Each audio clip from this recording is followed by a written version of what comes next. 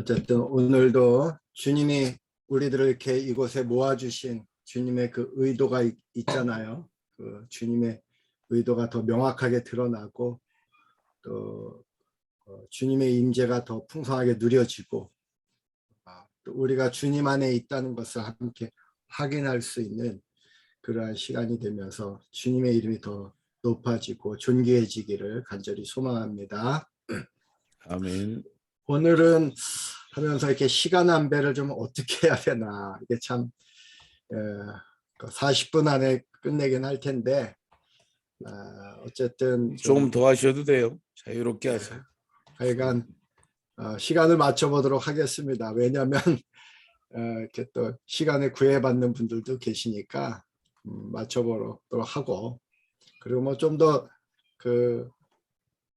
시간이 좀 오버되면은 또 여러분 자유롭게 나가실 분 나가시고 그렇게 진행하고, 또 제가 이렇게 함께 하면서 제 강의보다 중요한 것은 우리가 강의 주제 강의를 한 다음에 함께 대화 시간을 가져요.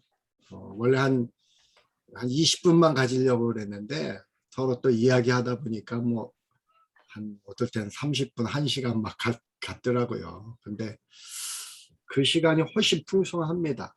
그때 정말 깊은 얘기들이 제 강의에서 나오지 못한 디테일한 이야기들이 거기서 많이 나오는데, 가급적이면 거기까지 또 참석을 하시면은 더 좋겠다 이런 생각이 들고요. 일단 PPT를 좀 활용하도록 하겠습니다. 내용이 좀 많은데요. 좀 그냥 대충 넘어갈 것들을 좀 넘어가면서 하도록 하겠습니다.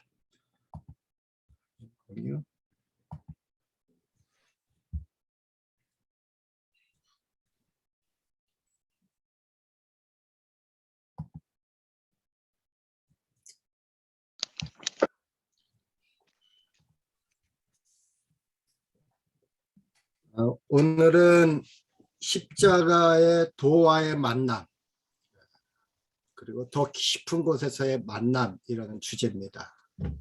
제가 이미 그 주제 강의 몇 번 하면서 제가 누차 이야기했지만, 제가 말하는 십자가의 도는 예수 그리스도예요. 십자가에 못 박히신 예수 그리스도, 그분을 만나는 건데, 이미 뭐 여러분 다 만나셨잖아요. 근데 더 깊이 만나는 겁니다. 깊이. 요 40분 동안 여러분이 이미 만났던 주님을 조금 더 깊이 만난다면은 제 강의가 성공적인 것이라고 제가 볼 수 있고, 또 이 강의 이후 여러분이 점점점 더 깊이 매일매일 더 깊은 곳에서 주님을 만나는 어떤 루트를 개척하고 또 그 길을 걸어간다면 그것이 이번 강의 목적입니다. 네, 우리 강의 전달이 잘 됩니까? 네, 잘 들립니다. 잘 들리죠? 예. 네. 잘 들립니다. 고린도전서 1장 18절에 십자가의 도가 멸망하는 자들에게는 미련한 것이지만 구원을 얻은 우리에게는 하나님의 능력이다, 또 지혜다 그랬는데, 그 뒤에 이제 바로 나오죠. 우리는 십자가에 못 박히신 그리스도를 전한다 그러면서 십자가에 못 박히신 그리스도가 하나님의 능력이고 하나님의 지혜다, 그렇게 나옵니다. 저는 그 말씀을 근거로 해서 어떤 분들은 또 십자가에 도 강의한다고 하면서 이런저런 이야기를 하고, 또 책도 제가 여러 가지를 봤는데 오히려 주님이 더 헷갈려지는 경우가 있더라고요. 혼돈 속에 빠지는 경우가 있는데, 좀 더 분명해지고 명확해지고, 그 십자가의 도는 이론이 아니라 실제예요, 실제. 여러분 안에 이미 만난 주님이 막연했다면 좀 더 분명해지고 확실해지고 구체화되고 실제화 되는 것이 만남인데, 인격적 만남까지도 이루어져야 되죠. 그 주님과 깊은 만남의 관계. 이게 왜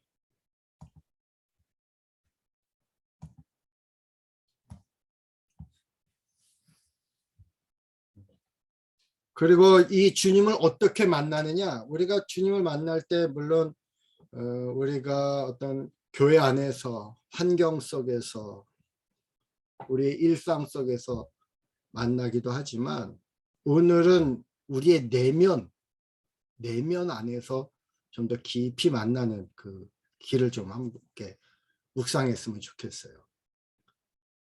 우리 시아에게도 이렇게 물어보면은 주님이 어디 계시냐 그러면은 내 안에 있어요 이렇게 대답합니다. 6살짜리 우리 시아가 내 안에 있어요. 6살이면 다 알 수 있는 거예요. 6살. 그리고 예전에 제가 십자가에 더 이렇게 아이들을 대상으로 강의했는데 진짜 그때도 한 5살짜리 아이가 저한테 와가지고 눈물을 뚝뚝 흘리면서 목사님 예수님이 내 안에서 말씀하셔요 이러더라고요.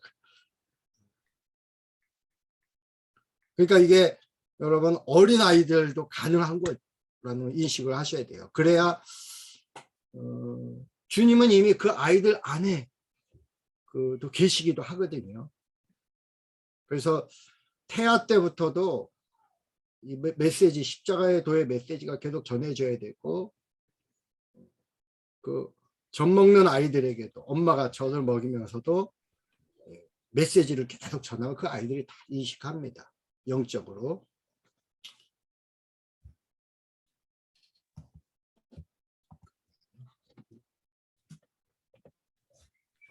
파워포인트가 지금 내려갔습니다. 그렇죠. 네. 잠깐만요.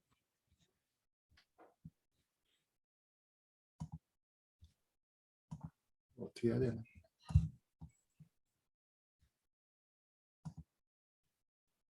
요 화면이 또 자꾸 나가가지고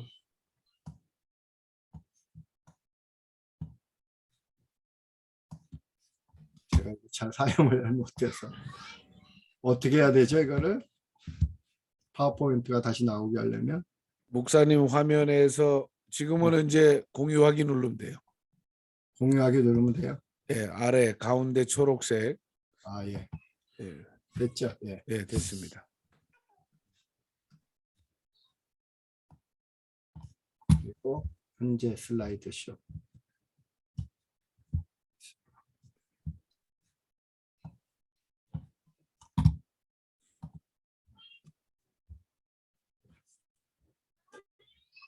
잘 나오고 있습니다. 예, 오늘은 우리 내면에 계신 주님, 그래서 우리 아이도 손주도 내 안에 주님이 계시다고 이렇게 이야기하면 제가 또 그렇게 이야기해 줍니다. 그래, 예수님이 하늘에도 계시고 네 안에도 계시지. 또 너 안에 우리 안은 이것이 바로 하나님의 나라야. 하나님의 나라는 저 스카이 하늘이 아니고요. 주님이 계신 곳이에요. 그러니까는 주님을 모신 성도들 심령마다 주님이 계신 겁니다.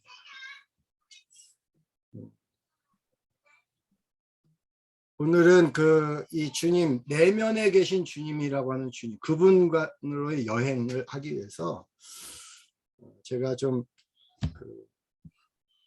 십자가 전사 훈련을 시키는데 1단계 훈련에서 사용하는 교재들을 좀 적극적으로 소개하려고 합니다. 이 잔느 기용의 책들을 제가 적극적으로 활용하고 있거든요. 예수 그리스도의 깊이 체험하기. 지난번에도 제가 이야기했는데 여러분 가급적이면 이 책을 좀 구입하셨으면 좋겠어요.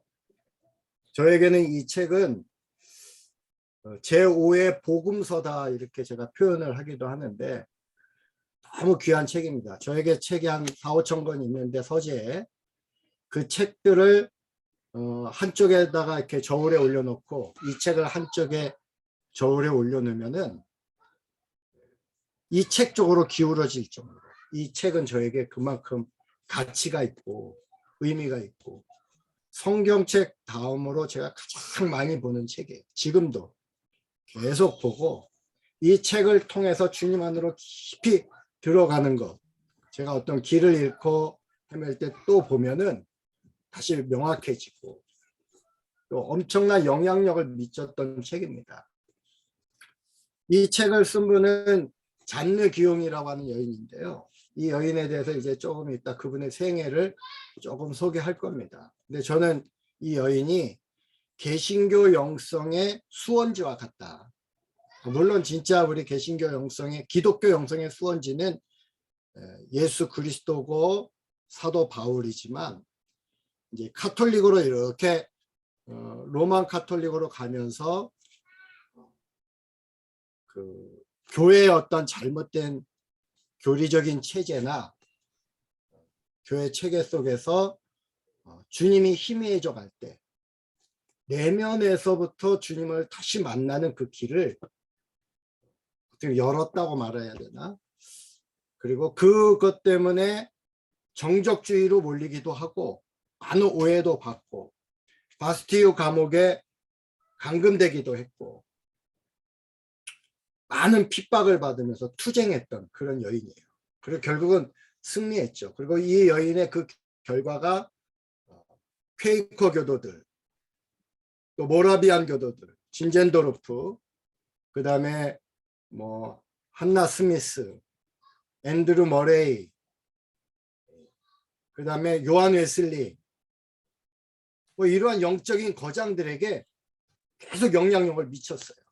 그래서 어떤 부흥에도 진정한 부흥이 뭔지를 이 여인을 통해서 그 개신교가 엄청 많이 경험을 했거든요. 지금도 엄청난 영향력을 받고 있어요. 이 여인은 카톨릭 신자입니다.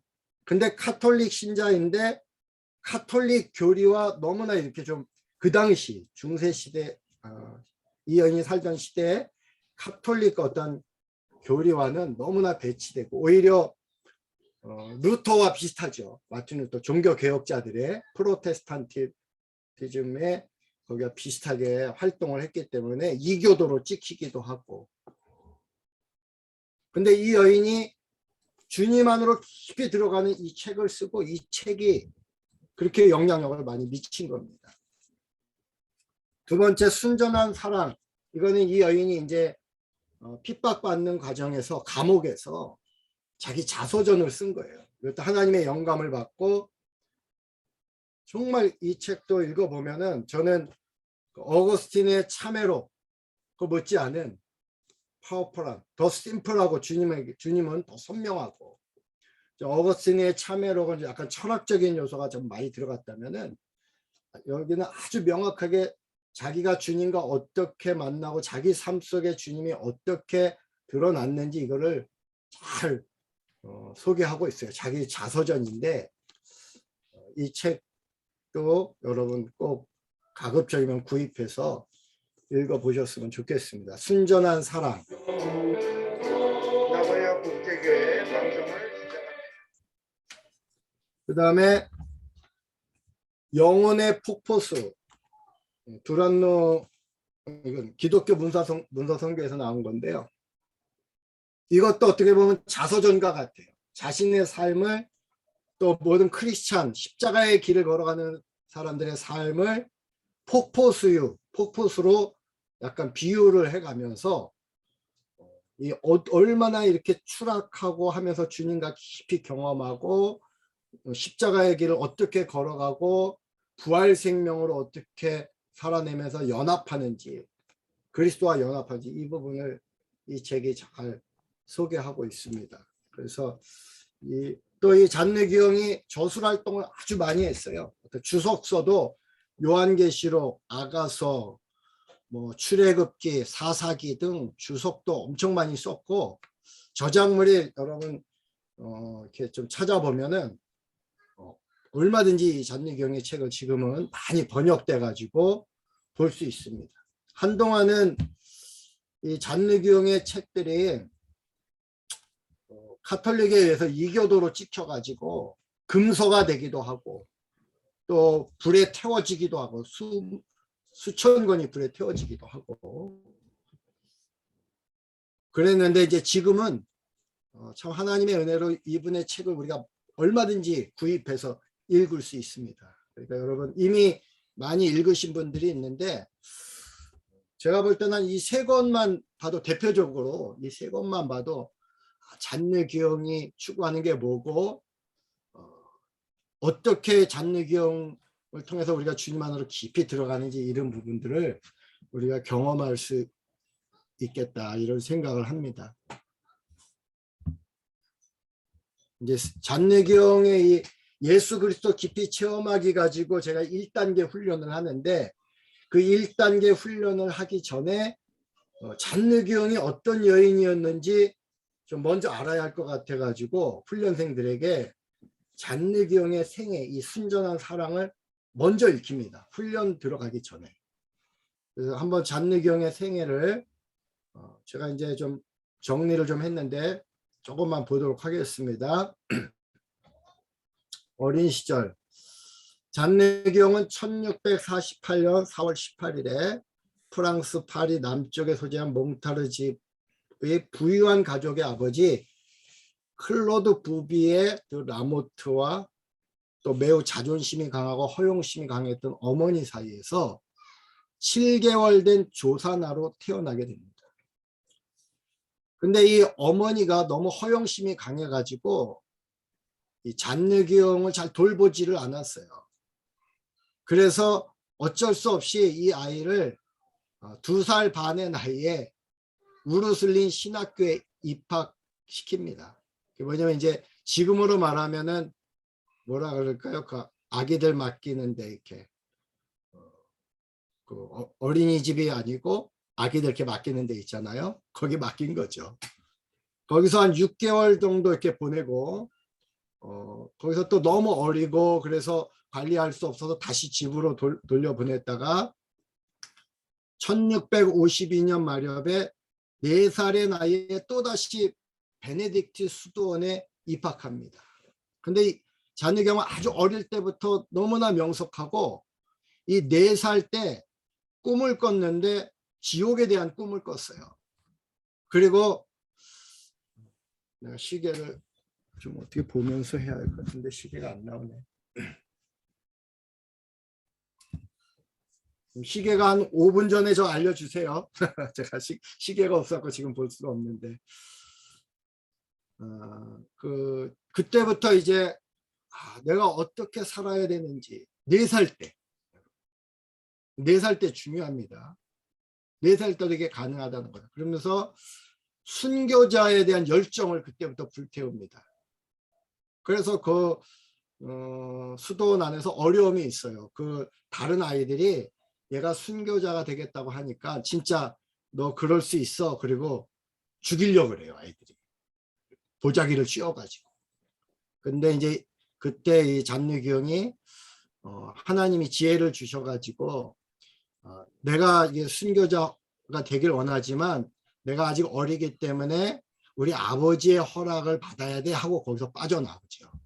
어릴 때 이제 그러한 에피소드도 있는데 4살 때부터 이런 영적인 그 뭐라 그럴까 스피릿이 발달한 그런 아이입니다. 요즘에도 그런 아이들 많이 있어요. 사실은 이 잔느기용이 이제 너무 예쁘고 명석하고 이제 탁월하고 그래가지고 사실은 이 잔느기용을 왕궁에서 데려다가 공주의 친구로 이렇게 키우려고까지도 했어요. 그렇게 탁월한데 결국은 이제 아버지의 반대로 왕궁에 들어가지 못하고 또 주변에서 이제 이 아이가 워낙 성숙하고 외모도 아름답고 하니까 청혼도 많이 들어오고 그랬는데 한 14살 때부터 계속 청혼이 들어온 것 같아요. 사춘기 시작하면서부터. 근데 결국은 1664년 3월 24일에 16세의 나이에 결혼을 하는데 22살이나 더 많은 자크기용과 결혼을 합니다. 이 자크기용은 아주 병약한 자고 가진 건 쉽게 말하면 돈밖에 없는 사람이에요. 그런데 이제 결혼을 하면서부터 고난이 시작됐죠. 그 시어머니의 박해가 아주 심했습니다. 그리고 남편은 어떻게 보면은 마마보이기 때문에 엄마 눈치만 보고 아주 냉담한 사람이었고, 심지어는 그 가문의 하인들까지도 잔느귀용을 이렇게 핍박할 정도로 그렇게 결혼을 해서 어린 나이에 결혼을 했고 계속 핍박을 받게 돼요. 심지어는 뭐 이런 일도 있었습니다. 잔느경이 주님을 너무나 사랑하고 예배드리는 것을 너무 좋아하니까 가족들이 다 예배드리러, 미사죠, 미사드리러 가면서 잔느경만 집에 두고 가요. 그리고 그게 핍박이에요. 그리고 하인으로 하여금 감시하게 하고 일거리를 주고, 콩쥐팥쥐 전에 콩쥐처럼 그렇게 핍박을 받았어요. 집에서 핍박을 받고. 그런데 주님을 너무도 사랑하니까 교회는 못 가고, 그래서 어쩔 수 없이 성경을 보고 기도하면서 또 어떤 고행을 통해서 금식하고 이러면서 주님께로 나아가려고 무척 애를 쓰는데 주님을 잘 만날 수가 없는 거예요. 성경을 보고 기도를 하고 해도 뭔가 막연하고, 그런 가운데 어느 날 어떤 프란체스코 수사 하나가 찾아왔는데, 그가 와서 잔느경에 그런 말을 합니다. 하나님을 다른 데서 찾지 말고 네 안에서 찾아라. 이게 잔느경의 인생에 엄청난 변화를 좀 말씀했어요. 네 안에서, 네 내면에서 주님을 찾아라. 그래서 그때부터 믿음을 갖고 자기 안에 있는 주님을 찾고 갈망하고 구하고, 그런 가운데 1668년 7월 22일에 놀라운 회심의 체험을 합니다. 그리고 그때 그가 고백하기를 이 날이 바로 자신의 이름이 하늘에 새겨진 날이라고 그렇게 고백을 하죠. 잔느경의 회심 체험입니다. 1671년 7월 22일에 23살의 귀용 부인이 거듭난 지 4년 됐을 때 4주년 기념하기 위해서 예수님과 신부 서약을 해요. 이제 나는 그리스도의 신부다 이거죠. 지금부터 나는 예수 그리스도를 저의 것으로 삼겠습니다. 주님을 나의 남편으로 받아들일 것을 약속합니다.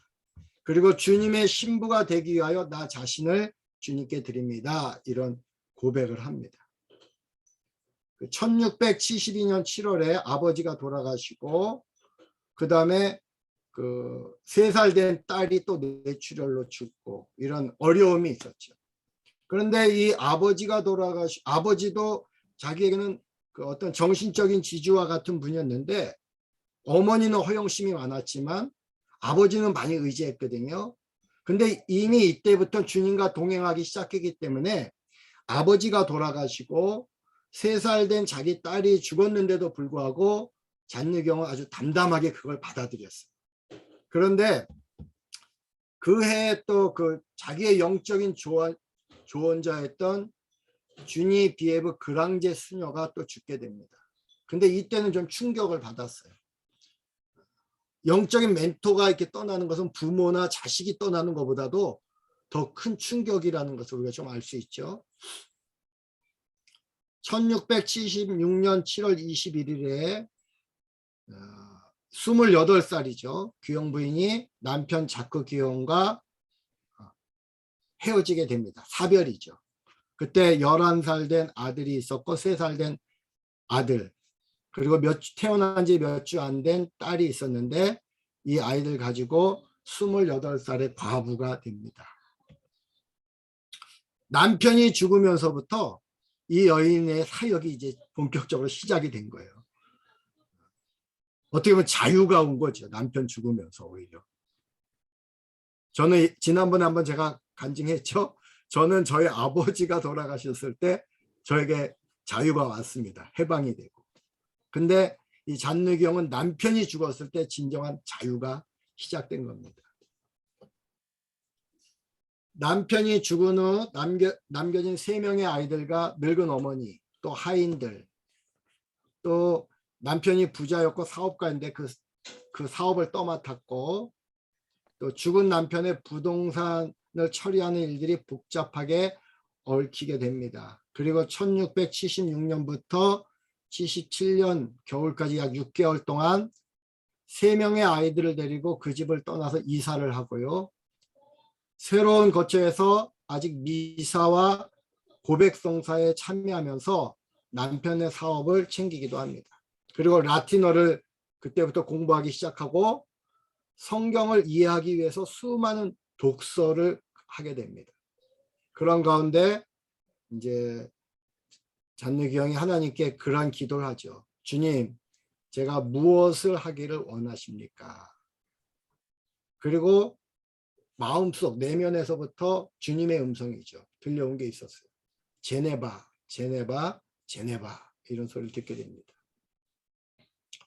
제네바 도시로 이렇게 가려고 그 소리를 듣고 있을 때 그런 고백을 이제 아는 분에게 이렇게 했는데 그분이 그 제네바 옆에 있는 제스 얀네시에 거주하고 있는 다링턴 주교를 소개해요. 그래서 그분을 만나야 되겠다 생각하고 그분과 연락을 주고받는데 그분이 그러면 제스로 와서 나랑 동역을 하자.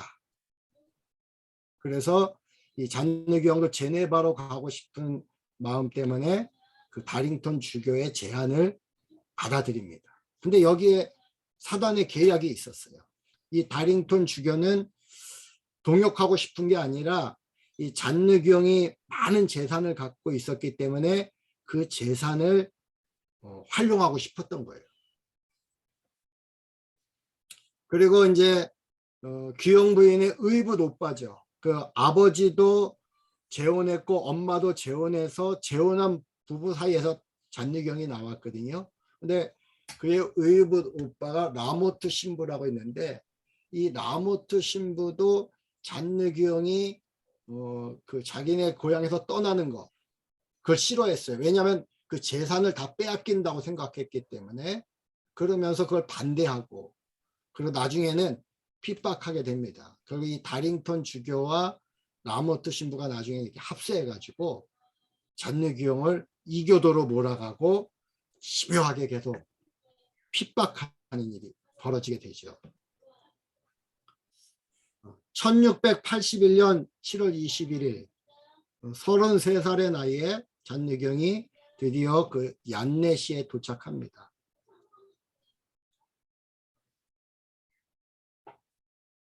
그리고 이제 그때 이제 라콩부라고 하는 또 어떤 수사와 이렇게 교류하고 있었는데 그 다링턴 주교가 라콩부 신부를 영적인 지도자로 지명을 하고 그 라콩부 신부가 이렇게 좀 멘토 역할을 조금 해주죠. 서로 영적인 교제를 하죠. 서로 이렇게 영향을 주고받습니다. 나중에는 이 라콩부 신부가 이 잔느귀 형과 교류한 것 때문에 또 잔느귀 형을 이렇게 변호한 것 때문에 이 먼저 바스티유 감옥에 갇혀요. 그리고 나중에는 이렇게 정신병이 걸리기도 하고 아주 불행해집니다. 잔느귀 형과 사귄 것 때문에 교제한 것 때문에.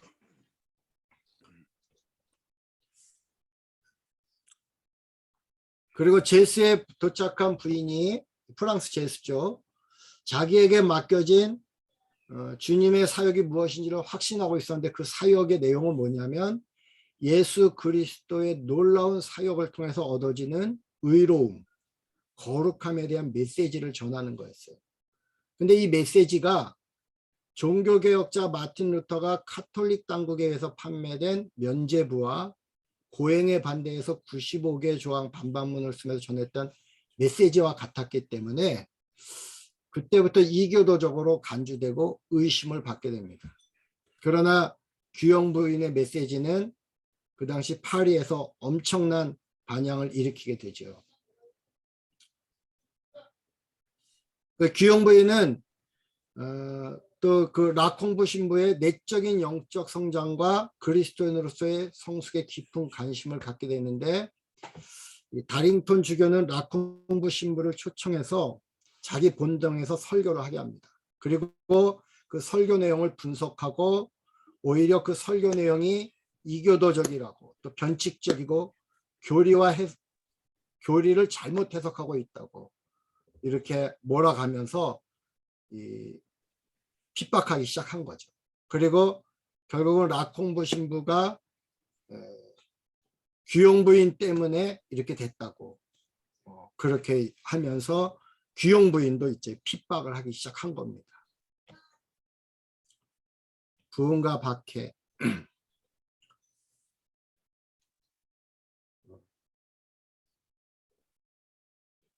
이제 다링턴 주교와 라모트 신부가 계속해서 핍박을 시작했고 그런 가운데 이 잔느귀용은 이 라콩부 신부를 더 이상 공경에 빠뜨리지 않기 위해서 토논에 있는 자기 딸이 6살 된 딸이 있는 우르슬린 수도원 또 자기가 훈련받았던 거죠. 그것을 방문해서 한동안 거기서 머물게 됩니다. 그리고 그 우르슬린 수도원에서 활동하면서 또 하나님의 놀라운 말씀을 경험하기도 하고 또 자기 하녀가 병에 걸렸는데 그걸 치유하는 하나님의 능력을 경험하기도 하고 그러면서 또 거기에 잔느경을 찾아오는 사람들에게 말씀을 전하고 또 상담을 하고 하면서 또 하나님의 부흥을 경험하죠. 그리고 그 가운데서 그 유명한 책 영혼의 폭포수라고 하는 책을 1683년에 저술하게 됩니다.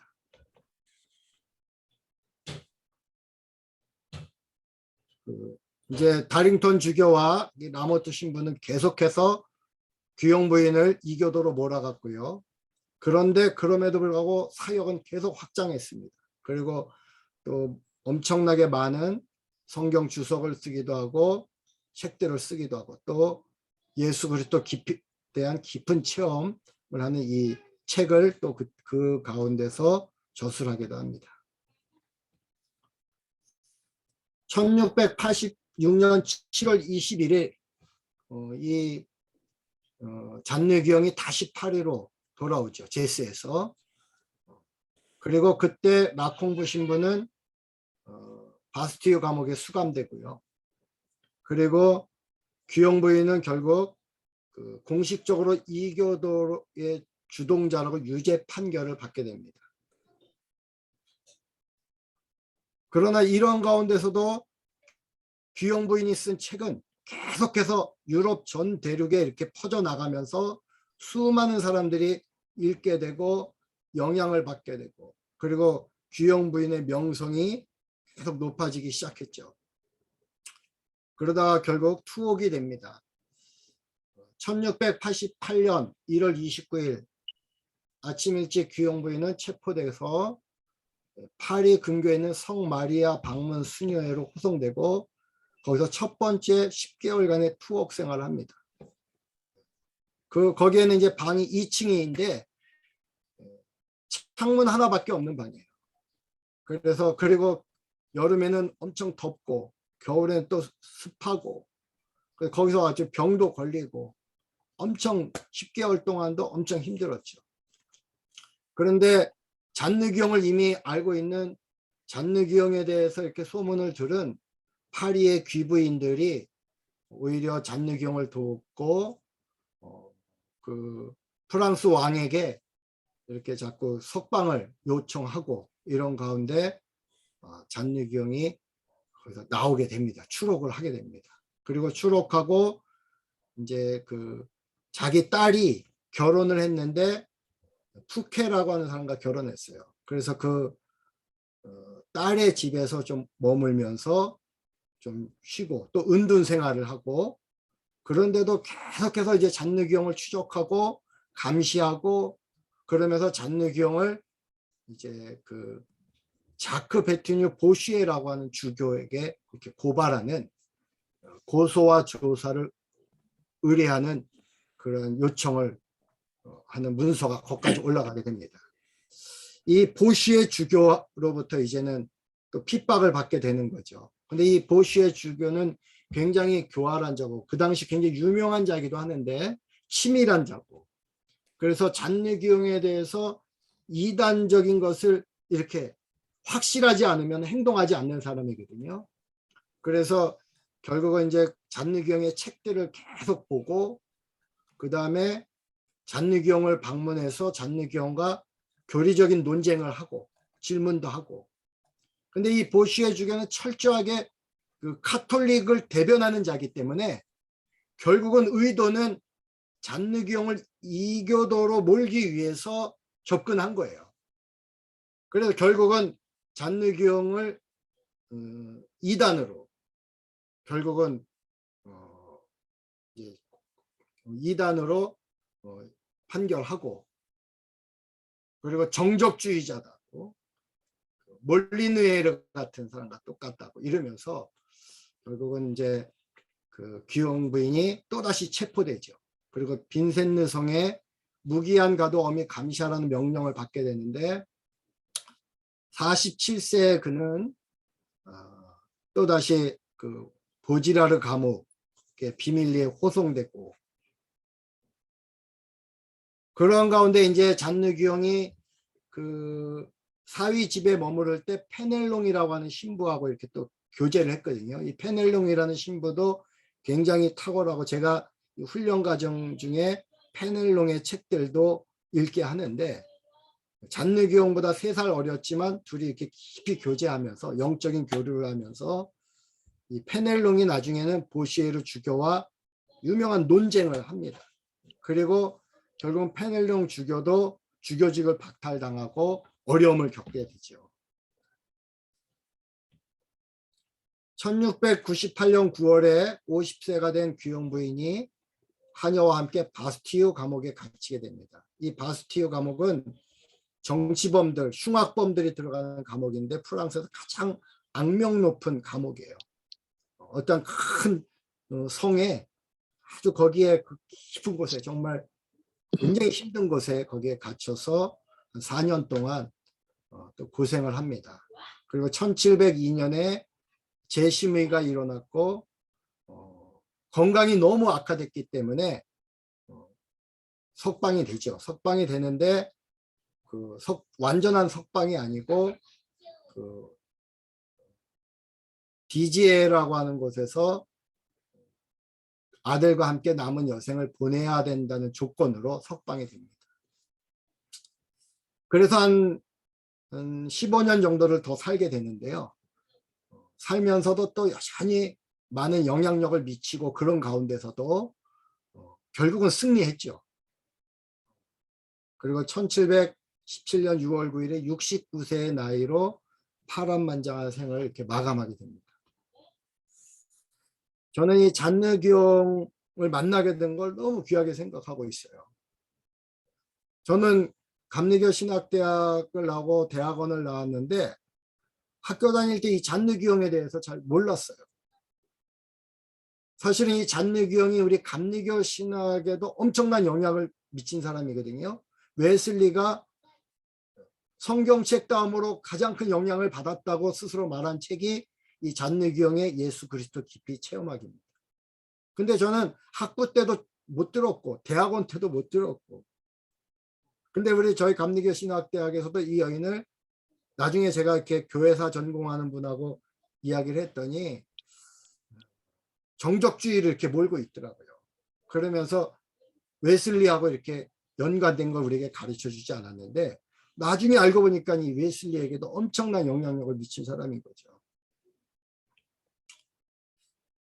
이제 예수 그리스도 깊이 체험하기 이 책에 대해서 조금 소개하겠습니다. 이 책을 주 텍스트로 이렇게 우리가 훈련하는 거거든요. 이거 갖고 1년을 끌고 갑니다. 이 책은 잔느귀용의 모든 저서 가운데 귀용 여사의 이름이 후세의 기억에 남게 하는데 가장 크게 기여한 책입니다. 이 책 때문에 수많은 사람들이 영향을 받고 또 교회 부흥을 경험한 거예요. 아까 말한 프랑스와 페넬롱, 주님을 깊이 이 책 때문에 만났습니다. 그리고 초기 퀘이커 교도들, 이 퀘이커라는 말이 하나님 앞에서 떤다는 말이잖아요. 퀘이커 교도들이 또 이 책을 보면서 주님을 깊이 체험하고, 그러니까 교회 제도, 지금은 좀 문제가 많죠. 제도적인 교회를 다 부정하는 것처럼 비춰지니까. 그 당시 교회는 근데 제도권 안에서 주님을 만나기가 오히려 어려웠어요. 그래서 내면에 계신 주님, 그걸 체험하기 위해서 이 책을 퀘이커 교도들이 보면서 영향을 받은 겁니다. 그리고 진젠도르프가 이 책에 영향을 받고, 또 모라비안 교도들이 진젠도르프와 함께 헤르누트 공동체를 이렇게 만들게 되는데, 그들이 또 이 책에 영향을 받습니다. 웨슬리도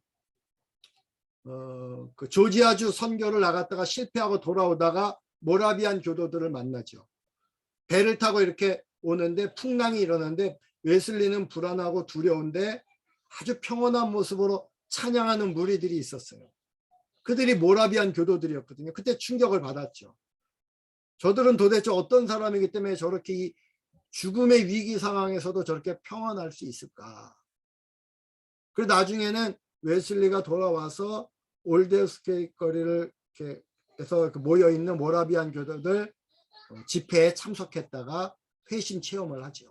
그리고 이들의 삶을 배우고 싶어서 웨슬리가 헤르누트 공동체에 들어가서 거기서 몇 년간 훈련을 하고 이들과 교제하고, 그러면서 웨슬리도 이 잔류교에 대해서 책들을 읽게 되고, 그러면서 감리교의 모든 어떤 교리나 이런 것들이 이렇게 형성이 된 겁니다. 그리고 존 웨슬리의 어떤 부흥운동이 있었고요.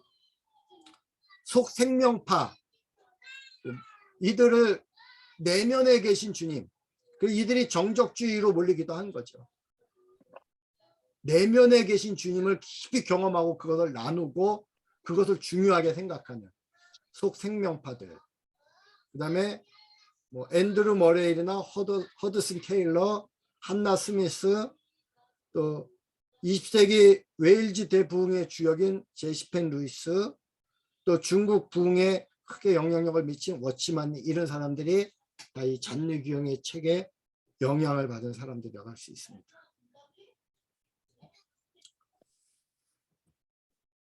근데 이제 우리가 이 책을 공부하면서 하나 좀 진지하게 생각할 게 있어요. 이 책은 내면에 계신 그리스도 안으로 깊이 들어가는 체험이거든요. 근데 여기에서만 머물면은 우리도 정적주의로 몰릴 수 있어요. 또 신비주의로 몰릴 수 있습니다. 이 책의 편저자가 최수범이라고 하는 분인데, 그분이 뒤에 편저자의 글에 이런 말을 합니다. 지금은 논점이 좀 변화됐다. 프로테스탄트들은 성경을 직접 읽으면서 교회 안에서 그 로만 카톨릭이라는 그 교회 제도권 속에서 주님을 경험하는 것이 아니라 직접적으로 기도하고 성경 보면서 주님을 경험한 자들이거든요. 이미 경험한 자들. 근데 교회론이 약해진 거예요, 오히려. 근데 이거를 이제 저는 이 책을 훈련시키면서 여기에 머물면 많은 사람들이 또 이 책을 보고 도전을 받거든요. 근데 문제는 이 책을 벗어나질 못해요. 그러면 정적주의나 신비주의로 몰릴 수 있는 겁니다. 그래서 2단계, 3단계는 이게 이제 십자가의 도를 가지고 이렇게 사역으로 나아가도록 하는 훈련인데, 이 사역은 공동체적으로 경험이 돼요. 나 혼자 경험하는 게 아니라, 예를 들면 우리가 경험한 것을 함께 나누고, 또 이스라엘 백성들이 출애굽할 때 어떤 내면에 계신 주님을 경험한 것이 아니라 그 국가 공동체가 함께 출애굽의 하나님 체험을 하잖아요. 역사적으로. 그것처럼 이 내면의 그리스도를 또 어떻게 공동체적 체험으로 우리가 발전시켜 나가고, 이걸 공동체적 체험을 통해서 이 부흥을 좀 더 확장시켜 나가는가. 그게 이제 임파테이션이죠. 내면의 그리스도를 체험하는 것은 임퓨테이션이라고 한다면, 공동체적 체험을 통해서 내가 경험한 그리스도가 밖으로 확산되는 걸 임파테이션이라고 할 수 있죠. 우리 안에 계신 그리스도. 그게 안전합니다. 결국은 다시 교회 안에서. 근데 이 교회는 카톨릭에서 말하는 그러한 어떤 제도권의 교회만을 이야기하는 것이 아니라 우리가 말하는 교회는 유니버설 처치, 그리스도의 몸으로서의 교회, 완전한 교회, 그 교회지. 그리스도 안에서 결국은 그리스도 안에서 우리가 주님을 더 깊이 경험하는 겁니다. 이제 마지막으로 영혼의 폭포수에 대해서 조금 소개를 하고 마치도록 하겠습니다. 지금 몇 분인가요? 시간이? 윤상호 목사님 지금 시간이 어떻게 됐죠? 50분이요, 50분. 아유, 많이 지났네. 죄송합니다. 오늘 이렇게 시간 안배가 좀 잘 안 돼가지고 뭐 이게 제가 넘기기만 할게 한번 보시기만 하세요. 죽음을 역사하게 하는 추락의 과정, 십자가의 은혜를 이 책이 이야기하고 있습니다. 추락한 거죠, 우리가. 뭐 주님 안으로 깊이 들어가서 추락을 경험합니다. 또 타락한 본성을 가차없이 제거하시는 하나님의 놀라운 자비, 이 책에서 이것을 경험할 수 있습니다. 우리의 그 본성, 타락한 본성이 제거돼야 돼요. 주님 안으로 깊이 들어가기 위해서는. 결국은 우리가 주님께 나아가는데 가장 장애물이 뭐냐? 자아거든요. 죄도 있지만 죄는 주님 안에서 용서받은 거거든요. 근데 여전히 자기 중심으로 살아갈 때 우리는 주님에게 또다시 문을 닫고 주님과 상관없이 살아가게 됩니다. 그래서 이 본성이 제거돼야 되거든요. 그래서 죽음에까지 추락을 해야 되는데 하나님은 우리를 이쪽으로 몰고 가죠. 이제 그리스도인들을 하는 것마다 망하게 하고 또 질병도 경험하게 하고 환난도 고난도 이러면서 주님 안으로 이 고난을 통해서 더 깊이 들어가기도 합니다. 그리고 마침내 무덤에 이르죠. 완전히 항복하는 거죠, 주님과. 이제 내 힘으로는 도저히 살 수 없다. 주님께 굴복하는 거죠. 그 완전한 굴복을 통해서 우리는 하나님과의 연합을 상태적이지만 경험하는 겁니다. 근데 이게 오늘 연합했다고 해서 내일도 연합하는 건 아니에요. 또다시 우리가 교만해지면 또다시 자아는 일어나는 거예요. 잡초를 제거해도 또다시 뽑아주지 않으면 또다시 일어나는 것처럼 우리 자아는 우리가 육체를 가지고 있는 한 항상 또다시 일어나게 돼 있어요. 이 땅에서는 이 자아와의 끊임없는 투쟁이 있어야 되는데 그리스도 안에서의 투쟁을 통해서 우리가 연합을 경험하기도 하고 또 분리를 경험하기도 하는 겁니다. 그리고 또 우리가 알곡이 빵이 되기까지 이렇게 곱게 빠지고 불에 데펴지고 이러는 것처럼 어떤 하나님의 성령의 인도하심 속에서 우리는 자아가 부서지고 또 이렇게 인격의 변화가 오는 것을 경험하게 되죠. 그리고 결국은 부활 생명을 경험합니다. 이 부활 생명이 예수 그리스도예요. 부활하신 주님. 내 안에서 나를 살리시는 주님. 부활 생명을 경험하고 부활의 권능을 또 경험하고 그리고 우리가 날마다 이 부활 생명과 부활의 권능 속에 살아가기 위해서는 그리스도로 옷 입어야 되는데 우리가 십자가의 길을 걸어가고 또 말씀대로 살아갈 때 그 상태가 그리스도로 옷 입은 상태예요. 그것이 영적인 갑옷이죠. 우리가 온전한 순종을 하면서 살아갈 때 그때 빛이 나오는 겁니다. 순수하게 순종할 때. 어떤 교리에 순종하는 게 아니라 어떤 성경 구절에 하나 실천하는 게 아니라 우리 안에서 말씀하시는 그 주님의 말씀, 나에게 지금 요청하는 그 말씀. 주님이 실제로 주님이 지금 너 침묵하라 그랬을 때 내가 침묵했을 때 빛이 나와. 주님이 말하라 그럴 때 말할 때 빛이 나와. 이 훈련을 이제 3년 동안 계속 하는 거예요. 이 훈련을. 그러면서 이제 그리스도와 동행하는 이 삶을 이렇게 이제 몸으로 체득하는 과정을 우리가 통해서 십자가의 전사로 거듭나는 거죠.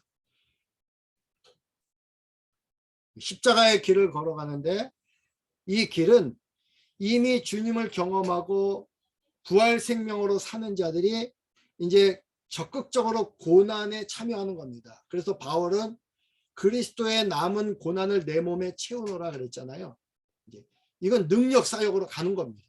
우리가 자처해서 그리스도의 고난에 동참할 때, 또 그리스도 안에서 받는 고난을 기뻐하고 즐거워하면서 참여할 때, 그때 진정한 능력이 나타나고, 초대교회 성도들, 사도들의 능력이 십자가의 길을 걸어가면서 그 능력이 나타난 거죠. 그리고 십자가의 역사, 내면적으로 우리가 영적인 성장이 일어나고 또 교회적으로는 부흥의 역사가 일어나는 그것을 우리가 경험하는 거죠. 그리고 이 부흥의 역사 속에서 또 십자가의 그 고난이라든지 영광은 더 가중되고 더 풍성해지고, 그러면서 주님의 능력도 더 풍성해지는 거죠. 그리고 그리스도 안에서 우리는 완전한 자유를 또 경험하게 됩니다.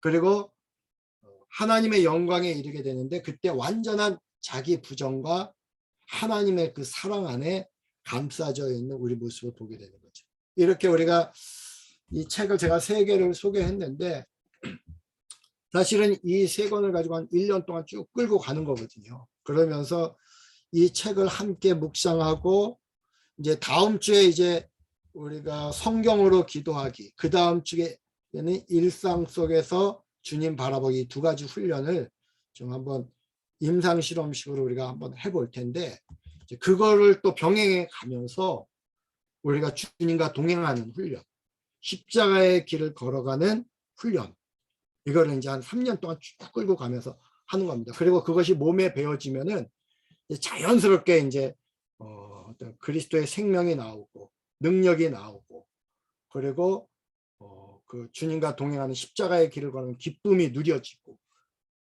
이런 것을 이제 기본적인 훈련이 되어지게 되죠. 오늘은 좀 제가 내용이 많아가지고 좀 여유가 없이 막 하면서 좀 전달이 좀 됐는지 모르겠어요. 혹시 이제 여러분 질문할 거 있으면 제가 질문도 받고, 또 혹시 이 책을 먼저 읽으신 분들 읽으면서 또 뭐 궁금했던 점이 있거나 또 그런 거 있으면, 또 나누고 싶은 것을 나누면은 함께 나누면서 더 은혜가 되는 시간이 됐으면 좋겠습니다. 자, 여기까지 하겠습니다. 저는. 예. 이제 또 처음 오신 분이 있으면 인사 겸, 우리가 이제 12주 과정으로 이렇게 많이 바뀌어가고 있는데, 오늘 말씀처럼 여기 계신 분들이 다 하나 잔누기용처럼 개인의 회심의 사건이 다 있을 거고, 주님 앞에 그런 소명에서 사명으로의 준비 단계, 그런 또 여러 가지 또 이런 연단과 핍박을 통해서 성장과 성숙을 경험하면서, 여기 다 보니까 또 70이 넘은 분들, 저 정도의 자서전을 충분히 쓸 만한 분들, 그렇게 여겨지는데, 저는 강조하는 게 그거예요. 왜 이렇게 우리가 온라인이지만 정말 깊이 여기서 공동체의 사랑을 여기서 우리가 실천하자. 한국의 목사님들이 정말 이런 체험이 많아요. 신비적인 체험이 많고, 이제 뭐 지금이야 이제 신학적인 교리적인 이런 이제 장점을 교파마다 다 강조를 많이 하는데, 우리의 약함이 뭐냐 하면 이 공동체 안에 하나님 나라를 이루는 게 약하다. 감리교 목사로서 저는 뭘 경험했냐? 30년 감리교 안에서 지옥을 또 경험했습니다. 아까 김진구 목사님 가정에서 지옥을 경험하잖아요. 아빠 죽고 남편으로부터 또 생지옥을 경험하고, 남편의 죽음과 함께 정말 그리스도 안에 자유를 체험한 것처럼, 이 교단 안에 우리가 목사인데 하나님 나라를 살고 실천하는데 이런 여러 가지 정치적, 조직적, 제도적인 이런 한계 때문에 이 안에서 제가 담임 목회하고 부목사하고 여기 또 선교지 나오는 데까지도 오늘 잔느기용 같은 그런 고난과 어떻게 보면 인간적으로는 왕따와 핍박과 선교지에 와서는 또 동역자들로부터 이런 핍박인데 지나고 보니까 뭐예요? 하나님의 이게 나를 향한 정말 은총이고 사랑이고 자아파쇄 온전히 십자가만 바라보고 하나님을 사랑하게 하려는 하나님의 계획이었다. 이렇게 이제 결론을 지으면서 이게 세계 선교 전략 사령부라는 이제 팬데믹 기간을 통해서 실제적으로 그리스도의 사랑을 십자가의 도를 실천하는 여기가 좀 이런 공동체가 이루어졌으면 좋겠다. 저도 저 혼자 할 수 있는 일이 없고 이게 훈련입니다. 이제 그런 동역자들을 만났고 여기 계신 분들이 다 그런 분들이라고도 믿어요. 잔느기용 같은 분, 우리 여기 유정남 선교사님이나 우리 박진구 목사님, 우리 데보라 선교사님, 하나님 나라를 지금 내가 그런 분을 또 만나서 오늘 또 새로운 한 사람의 생애를 통해서 이렇게 깊이 조명해 보니까 너무 감사하고 우리 여러분 이제 하시고 싶은 얘기 나누고 그러니까 저도 강조하는 게 이게 나눔이에요. 왜 그래야 한 사람을 깊이 알아보거든요. 깊이 사랑하고 깊이 이해하고 그럼에도 불구하고 우리가 사랑하고 섬기는 그런 관계가 됐으면 좋겠고요. 우리 이분 누구시죠? 김복순 목사님이신가요? 조복순 목사님, 네, 오늘 처음 오셨나요? 예, 삼척에서 사역하고 있는 목사님. 인사 좀 하시고요. 반갑습니다. 마이크 켜시죠. 예. 마이크 켜시고 조복순 목사님. 네, 안녕하세요. 처음 뵙겠습니다. 저는 반갑습니다. 강원도 동해에 살고요. 제가 하는 사역은 동해 동인병원이라는 곳에서 그 정신과 병동의 환우들하고 함께 예배드리고 또 주일 일반 병동에서 이제 환우들하고 함께 이렇게 모여서 예배드리고 하는데요. 지금 벌써 예배를 못 드리고 있는 지가 2년이 됐네요. 그래서 좀 안타깝고요. 네, 그래서 또 이렇게 공동체로 만나게 하나님께서 섭리해 주셔서 너무 감사하고요. 또 우리 김진구 목사님을 통해서 들은 강의가 그 잔느 귀용에 대한 이야기를 저도 이렇게 한 권의 책자를 통해서 읽었던 경험이 있고 참 이런 삶을 살 수 있다면 너무 축복이겠다. 이런 그저 이렇게 그냥 지나가는 정도의 그런 경험이 있었던 것 같은데 이번 이 만남을 통해서 정말 내 내면에 계신 주님을 더 깊이 만나는 그런 가운데로의 초대라는 마음을 가지고 기대하면서 함께 공유하며 그렇게 나아갈 수 있기를 소망합니다. 감사합니다. 또 우리 제가 잠깐 얘기 잔느기용보다 훨씬 좋은 환경에 살고 있고요. 어떻게 보면 더 치열한 영적인 상황에 또 처해 있고요. 우리는 잔느기용보단 한 30배는 더 능력 있게 살 수 있는 그런 환경에 있습니다. 할렐루야. 조복순 목사님은 잔느기용보다 훨씬 나을 겁니다. 앞으로. 불행한 거에 잔느기용 닮으려고 그러면 안 돼요. 잔느기용을 뛰어넘어야지. 할렐루야. 역시 그 전사 소장님 다운 편입니다. 우리가 목사님들 아까 우리 이제 논쟁의 논점을 보면 항상 칼빈의 종이 많고 웨슬레의 종이 많고 바울의 종이 많아요. 예수님의 종은 너무 적어요. 그러니까 자기 섬기는 종교적 우상을 만들어 놓고 그게 서로 막 세다 능력 있다 싸우는 게 우리 개신교 모습이 아닌가. 우린 모두 예수 그리스도께까지 자라가면 모두 우리가 동역자가 되고 서로 섬길 수 있는 영성에까지 도달하겠다.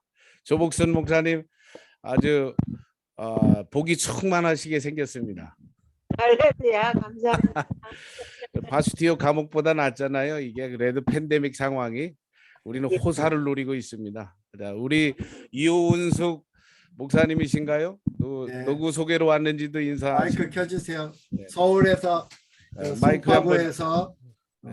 그 사역하고 있는 목사님이십니다. 말씀하십니다. 네, 안녕하세요. 예, 여기 저는 감리교 목사고 오, 개척 29년 차 목사입니다. 주여. 그리고 김진구 목사님을 만나게 돼서 제가 이 강의를 이제 초대를 받았는데 제가 못 들어오다가 이제 오늘 처음 들어왔습니다. 근데 정말 과연 훌륭하시고 또 이렇게 그냥 오다 가다 얘기로만 듣다가 보다가 이렇게 강의를 또 직접 들으니까 더 좋고요. 너무 감사하게 생각합니다.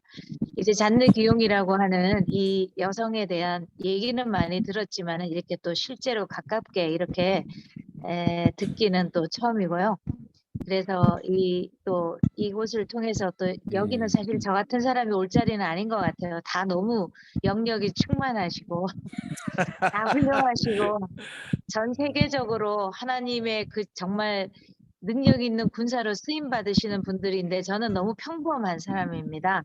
평범한 목회, 평범한 원래 그런 그런 사람인데- 사람이 무서운 사람입니다. 근데 이제 제가 30살에 처음 예수님을 영접해서 제가 목회를 하는 사람이기 때문에 그냥 그렇게 평범하게 살고 있는 그런 사람입니다. 어쨌든 모든 목사님들, 우리 선교사님들 너무 반갑고 감사드리고 정말 아까 공동체 얘기하셨는데 또 하나님께서 이런 만남을 주셨으니까 또 우리가 주님 안에서 서로 기도할 수 있는 그런 사이가 되면 좋겠습니다. 네, 김진구 목사님 감사드리고 모든 분들께 감사합니다. 고맙습니다. 유은숙 목사님은 네. 정말 겸손하신 분이고요. 그리고 감리교 신학대학에서 저하고 같이 소고로 영성훈련을 함께 지도한 교수님이시기도 합니다. 그리고 지금 이제 감리교 목회 이제 은퇴한 2, 3년 남았는 것 같은데 5년 남았나 2, 3년 남았나. 근데 서울 잠실 쪽에서 감리사님도 하고 또 감리교 여성 동문회 회장도 하고 아주 능력도 탁월하고 또 영적으로도 정말 주님과 깊이 교제하고 저는 참 누나처럼 내가 의지하고 가끔 같이 소통도 하고 그런 저에게 좋은 중보 기도자고 너무 귀한 분입니다. 오늘 이렇게 함께 해주셔서 너무 감사합니다. 자, 제가 우리 장승종 목사님은 박진구 목사님이 소개해 주셨으면 좋겠고 제가 박진구 목사님을 소개를 한번 해보겠습니다. 우리 박진구 선교사님 지금 줌으로 만난 지 2년 됐는데 저분을 보면 제가 이제 저분은 그 누구죠? 별세신학 이중표 목사님하고 또 청년 때부터 신앙생활에서 이중표 목사님의 영향을 받은 분인데 그런 분은 정말 이중표 목사님은 저는 책만 봤는데 한국의 사도 바울이다. 제가 그렇게 그분의 영향력이 크고 그분 밑에서 지금 잔느기용을 이분이 소개한 것처럼 우리 김진구 목사님이 우리 박진구 목사님이 2년 동안에 이중표 목사님을 자세하게 집중 밀착 취재한 것을 전달해줘서 제가 많이 이렇게 좀 깊이 좀 이중표 목사님의 신학과 생애를 알게 됐고 또 우리 박진구 선교사님도 정말로 한 영혼을 깊이 사랑해요. 그러니까 정말 주님을 사랑하는 마음으로 한 영혼을 선교지의 지극히 작은 자를 깊이 사랑하는 진정한 전사시다. 그래서 제가 2년 만났는데 우리 목사님은 형님 같고 담임 목사님 같고 우리 감리교회라고 하면 감독 회장님 같고 제가 정말 마음으로 존경하는 분이고 이 줌에서도 이런 공동체를 이렇게 정말 세워가는 전주 안디옥 교회 2대 담임자 같은 목회자의 영성, 선지자의 영성 모든 면에 탁월하신 우리 박진구 선교사님이십니다. 박진구 선교사님 우리 다른 분 환영과 장승종 목사님 이제 소개해 주시고 자유롭게 하시고 싶은 얘기 하시면 됩니다. 좀 과분한 이야기를 들었고요. 평범한 목회자고요. 이 줌이 그 팬데믹 상황에서 서로 소통할 수 있는 좋은 도구가 돼서 감사합니다. 그리고 특히 교회가 없이 선교하거나 사역하는 분들이 팬데믹이 되니까 어디 함께 예배하거나 함께 기도할 수 있는 그런 장소가 없는데, 이 세계 선교 전략사령부에서 매일 새벽 기도회를, 지금은 이제 또 여러 사역들이 또 다시 전개되고 그래서 매일 하던 것이 줄어들었습니다만, 지금은 이제 매일 또 여러 나가 있는 분들, 많은 분들이 여기를 거쳐갔어요. 그래서 좋은 줌이라고 생각하고요.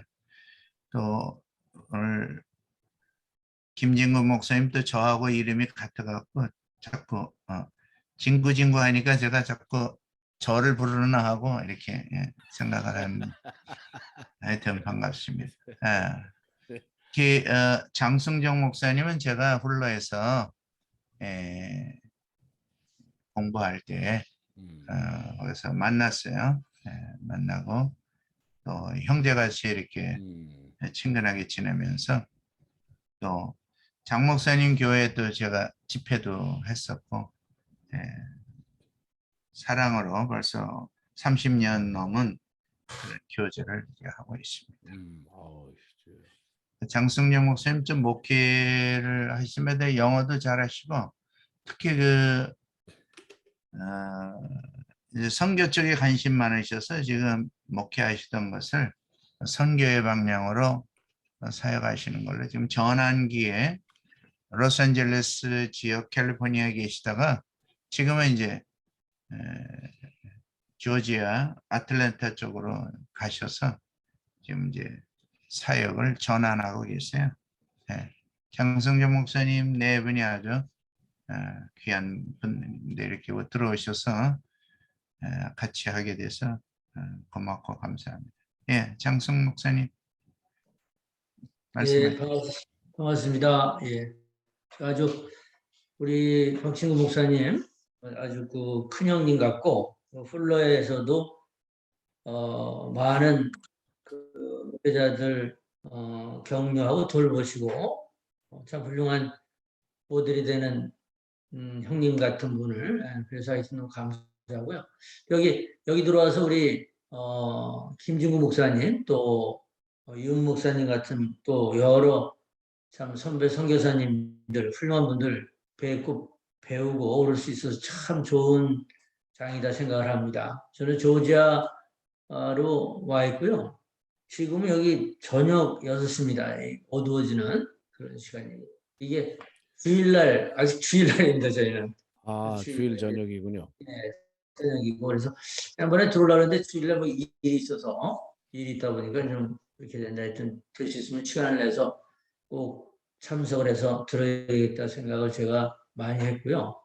또 여러 지역의 목회자분들이나 선교사님들하고 교류도 하고 또 그분들의 많은 것들을 배울 수 있어서 참 감사하고, 저는 그 선교 장을 좀 바꾸는 인터벌 기간에 있기 때문에 좀 시간이 조금 있습니다. 그래서 오히려 더 저한테는 아주 좋은 도전과 또 다져나갈 수 있는 그런 기간 하나님이 주시고 계시구나 이렇게 생각을 하고 있고요. 너무나 한 분 한 분에게 감사합니다. 네.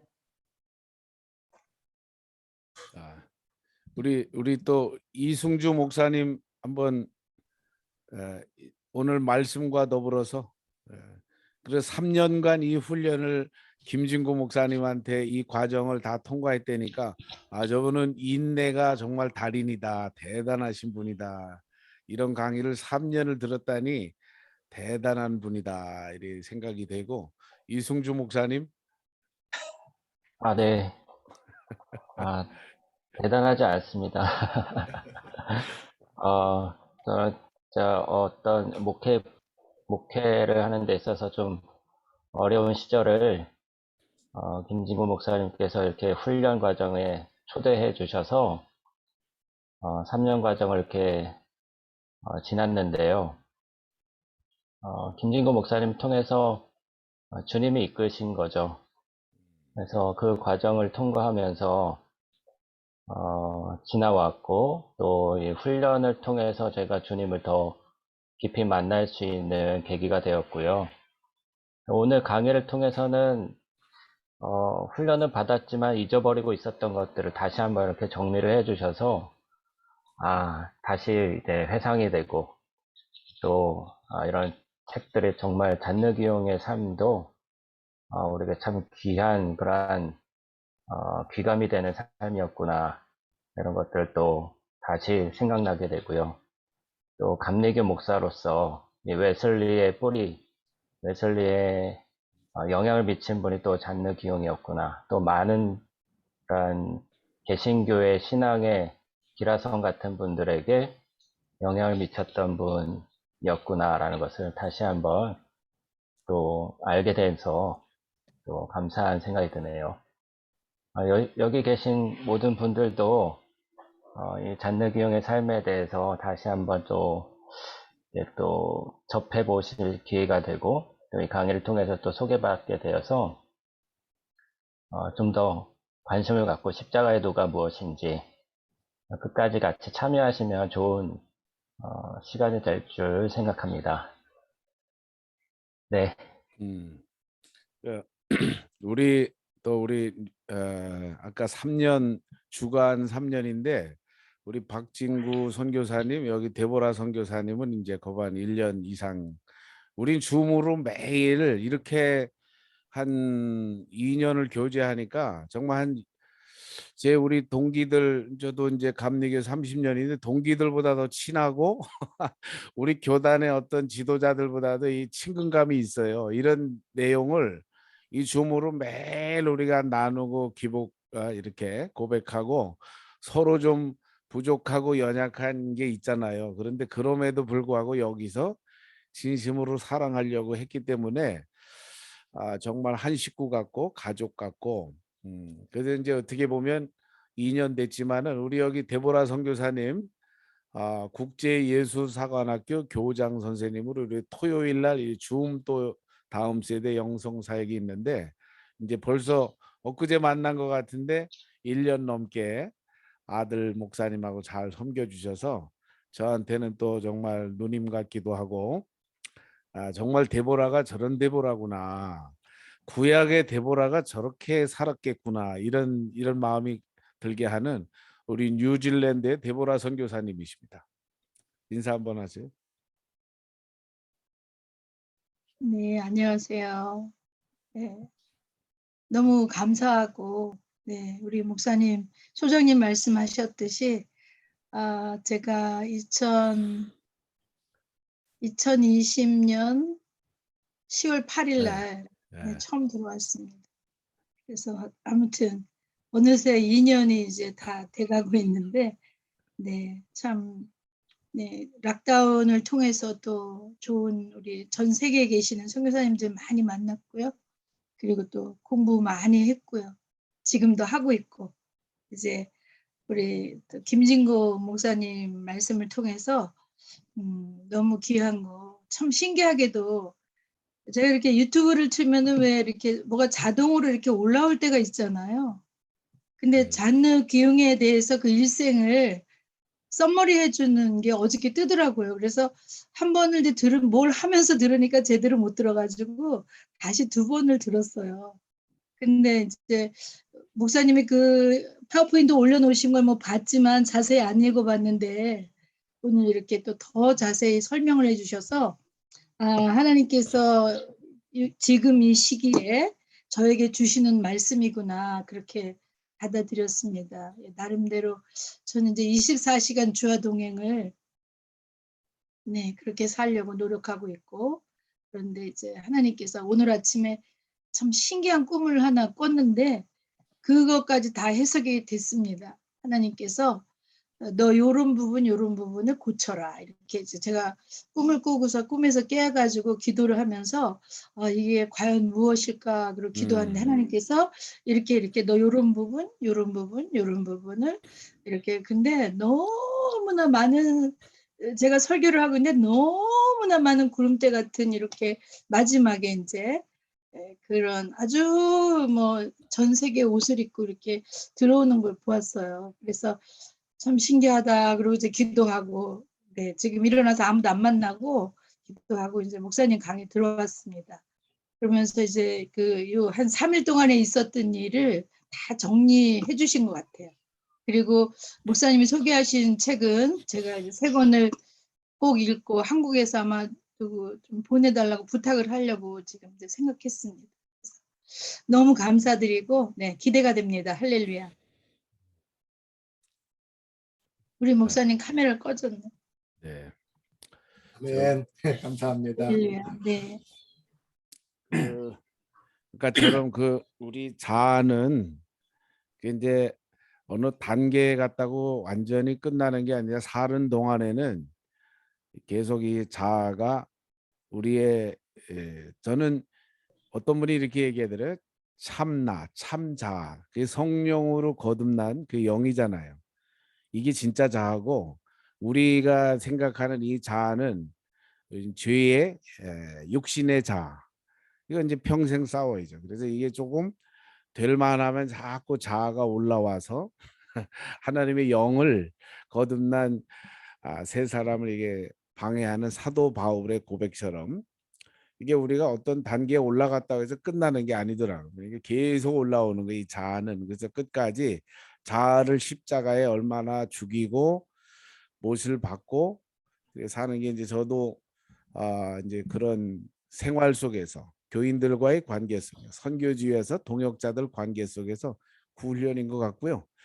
이번에는 우리 독일에서 이 40년간 제자 훈련 양육 사역을 하시고 지금은 이제 은퇴하시고 진천에 와 계신 우리 이삭 선교사님도 줌에서 벌써 1년간 말씀 듣고 교제해서 정말 동역자고 또 형님 같고 근데 얼굴은 점점 젊어지셔요. 얼굴은 동생 같고. 그렇습니까? 네, 이삭 목사님 소개합니다. 예, 안녕하세요. 아이고, 오늘 강의 참 좋았습니다. 그리고 굉장히 기대가 됩니다. 오늘 바로 책 주문해가지고 참 읽어보려고 그래요. 네. 다음 강의 하여튼 성경 말씀을 통해서 기도하는 것, 24시간 주님과 동행하는 것 참 좋은 테마인 것 같아요. 어쨌든 기대합니다. 감사합니다. 진천에 계십니다. 진천에 내려가시면은 염소탕 대접해 드립니다. 잔내교영의 예수 그리스도 깊이 체험하기 편저자 맨 뒤에 보면 그런 말이 있어요. 이 책의 메시지를 20살에 접하면은 이 메시지가 당신을 사로잡을 것이고 30살에는 당신의 마음을 뒤흔들어 놓을 것이고 40살에는 당신을 완전히 무너뜨릴 거고 그 후에도 당신을 그리스도 안으로 더 깊이 들어오도록 계속 부를 것이다 그랬거든요. 근데 일찍 보는 게 좋아요. 지금도 늦진 않았습니다만 여러분이 먼저 소화하고 여러분의 자녀들에게 씹어가지고 이걸 잔내교영의 예수 그리스도 깊이 해주면 더 좋고 그리고 이거 한 번 보고 그냥 버릴 책이 아닙니다. 성경책 한 번 보고 버리지 않잖아요. 저는 제5의 복음서라고 했는데 볼 때마다 새로워요. 지금 한 20년 정도를 훈련시키면서도 계속 보고 또 제가 틈틈이 보는데 이렇게 너덜너덜한 책이 제가 한 5-6권이 돼요. 이게 막 다 이렇게 떨어져 나가면 또 사서 보고 이러는데 볼 때마다 더 깊이 봐지고 그러니까 우리가 영적으로 성장하면은 그 성숙한 단계에서 또 보게 되거든요. 주님 안으로 깊이 들어가면. 그래서 정말 매력적인 책입니다. 이 책 귀한 책이니까 꼭 한 이 3권 정도는 다른 책들도 이제 더 관심 있는 분들은 다른 책 요한계시록이라든지 출애굽기라든지 뭐 이런 것도 다 귀한데 주석책들도 그러니까 더 보셔도 되고 최소한 이 3권 정도는 십자가의 길을 간다 그러면 최소한 이 정도 기본적으로 읽어야 되는 책이다 저는 생각합니다. 감사합니다. 어쨌든 우리 윤욕 우리 사모님하고 여기 또 유절 카피탄 초이 누구신가요? 이분은 이제 제가 아는 이제 아르헨티나에서 살다가 지금 한국에 들어와 있는 집사님인데, 집사님 한번 켜보죠. 얼굴에. 네, 말씀 한번 하시죠. 반갑습니다.